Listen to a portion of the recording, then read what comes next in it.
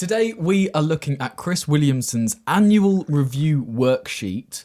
He made this for the individual, so we're going to go back and forth talking about our year, answering the questions that he's put forward, and maybe having some deep introspective thought about what we could do going forwards. Connor, what is the first one on the list? First question on the list, nice and simple. How has this year gone? Yeah, let's put our egos on the table, man. Let's dissect it, get into it. And yeah, this isn't about a new year, new me. This is just about authenticity. Yeah. So how has this year gone? 2025 was really good for so many reasons. I managed to stabilize my gigging career. I was able to explode my YouTube channel growth. My target for 2025 was 25,000 subscribers. I started the year at maybe 13,000 and I ended the year on 430 something thousand. How mental is that? Absolutely wild. Obviously not this channel. For those of you watching, it is Will Taylor, my main channel, which I now resent. Yeah, maybe 2026 started a little bit shaky, but that's fucking awesome, dude. Yeah, I love that. It's very cool.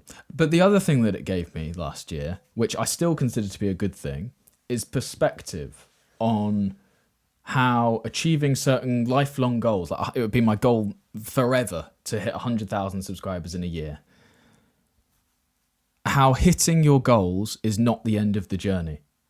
It simply just levels you into a new plane of existence. So I think you are jumping ahead, and I'm going to put a little pin in that because I'd like to come back to it. So let's just keep it on this. How has this year gone? And we'll jump to me, but how has this year gone? Tell me what went well, what went badly, and why. Let's focus on those 4 questions because the next one is what lessons did I learn, which is I think where you're jumping to already.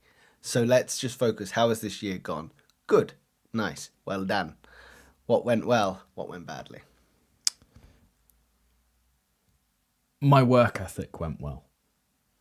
I learned how to work. You know.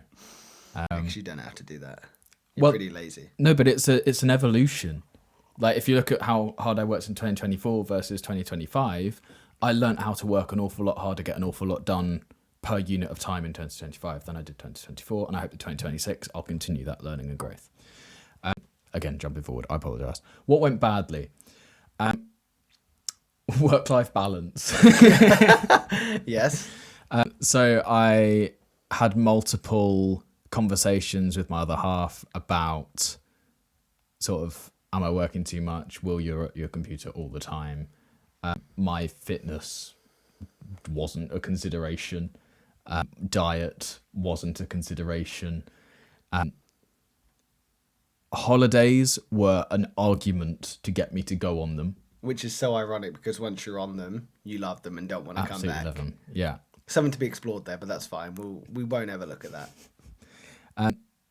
Yeah, so that was probably the negative of the year, was the yin and yang of what it's like to actually work at a efficient level. Okay, so you've covered what went well, what went badly. You've touched on the why. Nice. There's a real good insight, overarching view into your year. So this year for me went well. You know, I'm content, very happy with how this year turned out. You know, I think I've said this before, 2024 was a really tough year. 2025, I feel like I've done a lot of investing into myself and a lot of growing. And I'm excited for 2026 to continue that, but to very much put it to practice. So what went well? What went well was personal development.